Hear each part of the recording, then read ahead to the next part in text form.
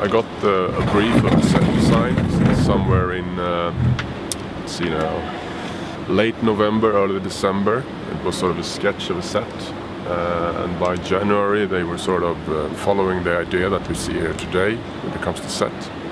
And first I tried to follow the set because it has a big statement with its two big arcs. So we tried to mimic that in a lighting rig, but it sort of just messed the thing up because the arcs itself is so huge and so dominant. So trying to mimic it was just, it made no sense.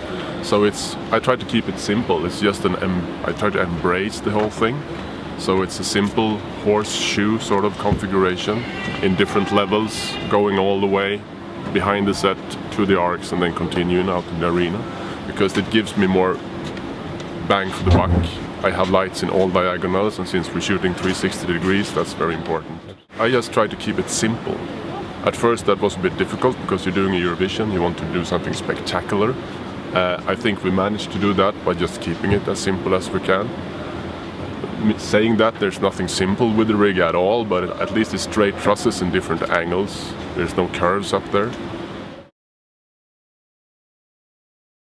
We went out and approached different manufacturers about this, and what we needed, we had a sketch of this many profile instruments, this many washers and all that things you needed. Strobes, and you need all sorts of other stuff, and we made sort of a list of types of equipment, and we asked around and ended up with a very good package with clay packies. I think it's 500, something like that. We have 200 Sharpies, and they are doing a great job. We also have, I think it's 170 Alpha Spot HPs as the big workhorse thing in the back there.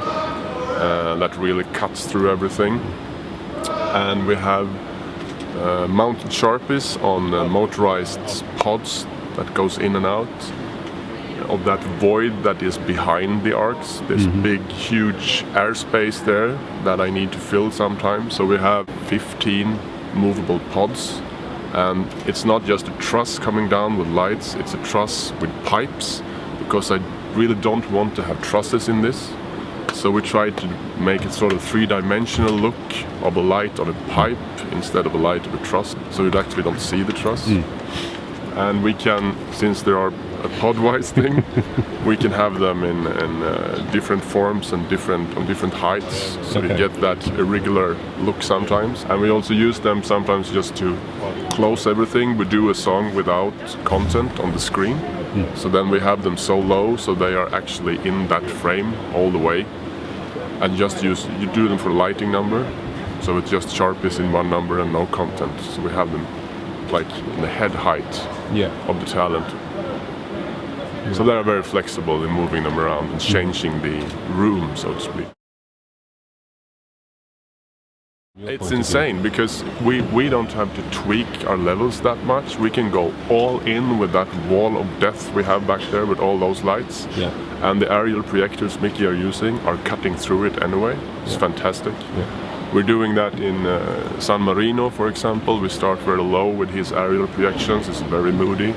And by the last chorus, we go all in with all those HBs in the back, and it's no problem. The projectors just cut right through it. It's really twisting the way of making aerial projections, because it has been tried before, and you have to be very careful with levels. Here it just works. Of course, we have been taking lighting elements out to support the image of the projector, but when it comes to intensity, it is no problem. They are extremely bright. It's really, really cool stuff. Well, it's the first time I've used the Alpha Beam 1500. I really like that light because it's like all the other manufacturers has them as all. It's the same sort of aerial big FX chunky light. But this one I really like it. It can do things. It has an iris, but it has also a fixed aperture inside, so it can do a lot of things. A little bit of a zoom, a little bit of a prism, and it has gobos that are actually sharp.